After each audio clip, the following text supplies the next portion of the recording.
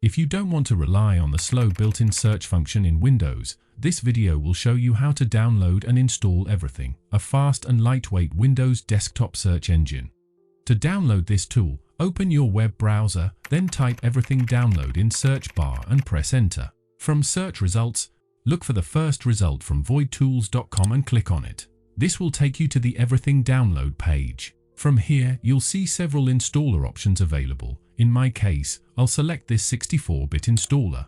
Installer will start downloading, and when it's done, go ahead and navigate to your Downloads folder and locate the file. Then, double-click on Installer to launch the installation wizard.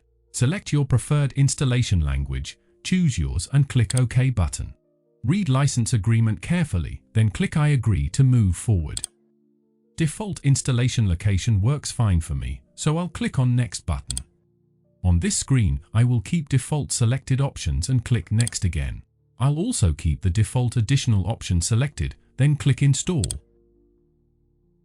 When installation is finished, you can launch Everything by leaving this box checked and click on Finish, or you can also open it by using Windows Search and select Everything.